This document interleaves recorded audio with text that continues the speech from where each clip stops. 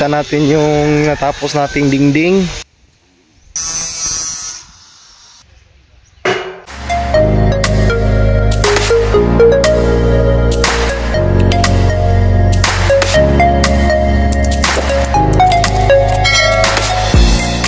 Yan, good morning mga kababayan kong tunay, at may liliwanagin lang po tayo sa ating mga viewers na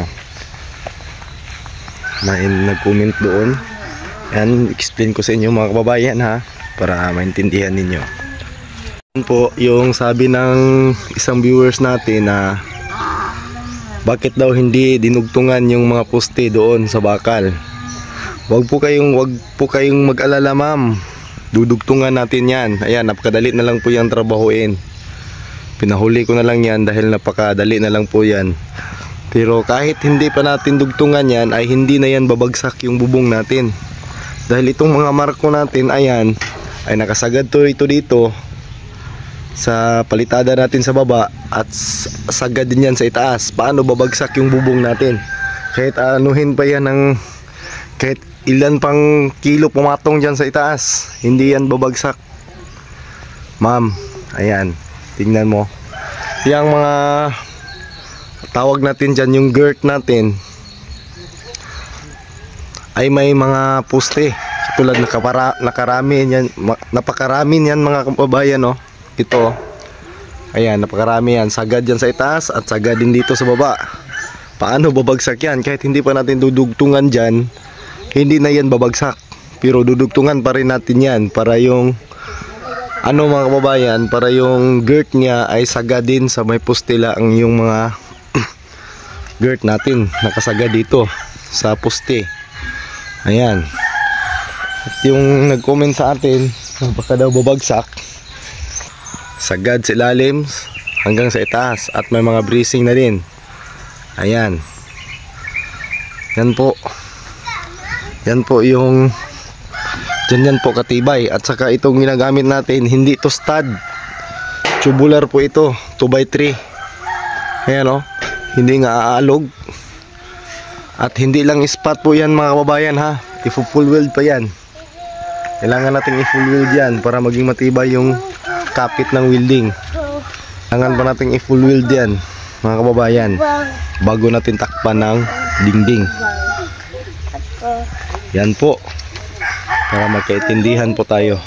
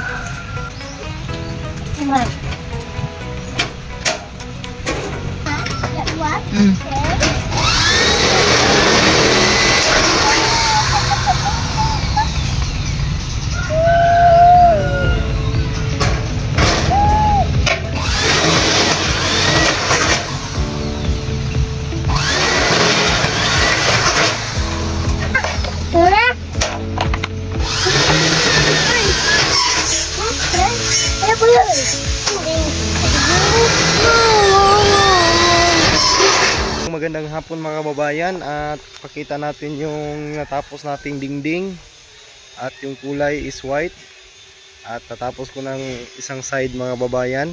Ayan, at tara tingnan ninyo mga kababayan. At ayan na po mga kababayan kung tunay.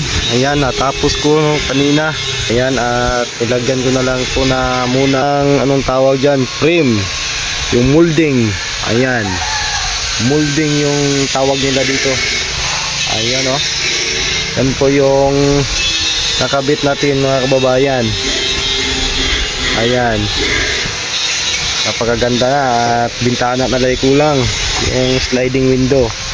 At saka yung viewers natin na nagmamadali, ayan na po ma'am, nadugtungan na po natin yung mga poste. Ayan, baka makapanood ka nito, ayan, baka nagmamadali ka kasi baka daw bumagsak yung bubong. Kahit wala po yung dugtong, hindi po yan babagsak. Paano babagsak yan? Ang daming ano dyan, mga nakakabit na galing dito.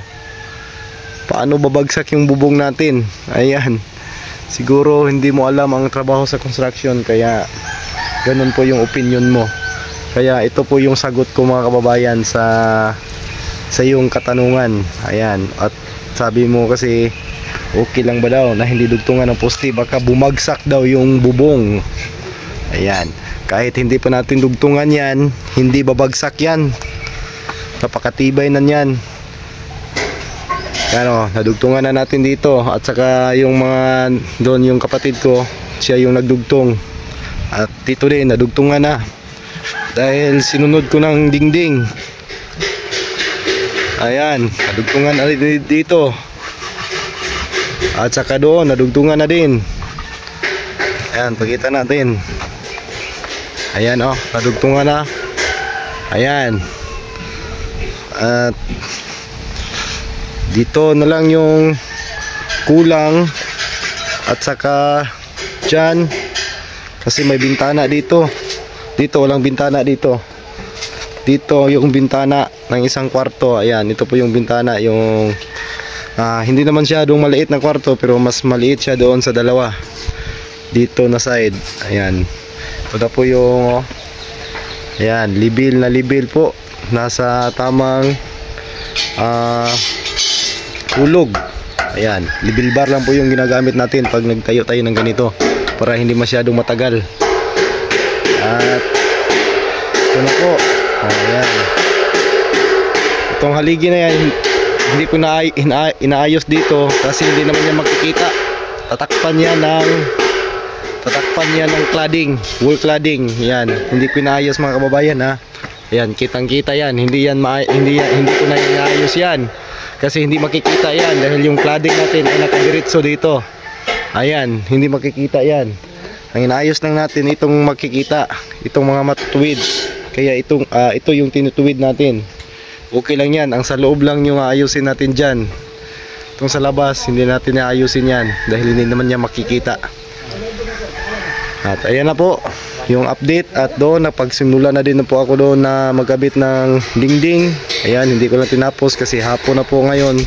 Sa Lunes naman yan dyan tatrabuhin ko. At dyan, pahuli ko na lang dyan kasi may bubong pa yan doon sa ports. Ayan, pahuli ko na lang yung dingdingan. Dito ang unahin ko na mga side dyan. Pagkatapos ko na dito ay doon naman yung gagawin ko. At talagang napakalapit na po itong matapos mga kababayan, kasi pagkikisami na lang at saka pag double wall at yung division ng mga kwarto, yun na lang po yung kulang. At yung mga abang sa plumbing, sa tubig at saka doon sa bowl, yung mga PVC na gagamitin, yun na lang yung ikakabit natin. At ito yung nahukay na septic tank, okay na po ito, kalalim, napakalalim na po nito. Ayan mga kababayan, no? Ang lapit lang ng tubig pero hindi nakapasok dito. Kahit bakas na yung tawag sa Bisaya na hunob, wala tayong makikita. Napakatuyo po ng lupa, oh. Ang tagal na po ng kanal na yan pero hindi tumagos dito, napakalapit lang. Ayan, oh, ganyan katigas yung lupa mga kababayan. Saka yung naghuhukay dito, ang daming nila, luto sa kamot. Naawa ako doon pero wala tayong magawa kasi 3K lang yung budget dito sa septic. Ayan, wala tayong magawa doon. Awa nga ako pero wala naman tayong pera na pwede nating tapal. Ayan mga kababayan, at kunti na lang at inasimbol na yung isang frame para dito, yung window jamb para dito po yan. Yan po Bunjong, yung pamangkin kong gwapo. Ayan, at kami tapos na po kaming magtrabaho ngayon, araw ng Sabado, araw ng kasahuran. At ayan, maraming salamat sa inyong lahat at sa laging sumuporta ng Pibit Panday, sa ating mga viewers, dyan. Ayan, maraming salamat sa inyong lahat. At sana hindi kayo magsawa na manood ng ating mga vlog. Ayan, sa ating mga video, sa mga gagawin natin dito sa bahay ng magkakapatid. Ayan, yan lang po yung dugtunganan, isa na lang, dalawa, ito at saka yun na lang po yung kulang. Yan, dugtungan po natin yan para walang masabi yung viewers natin na bakit hindi dinugtungan yung mga poste. Baka daw bumagsak. Paano babagsak yan? hindi talaga babagsak. Ayan, kababayan, kahit ilang kilo pa yan siguro papatong dyan sa itaas, hindi ito babagsak. At hindi ispat lang yung ginawa, full weld po yan, full weld. Yan, kababayan. At maraming salamat sa iyo at bye bye. Hamping kayo mga kababayan. God bless you all. Ayan, silip muna na yung mga paligid namin. Nag-uumpisa ng sa basakan. Magawa yung tinurtol na para prepare para taniman ng palay. Ayan. Ayan, at sa loob na lang ang hindi na palitadahan. Kunti na lang talaga.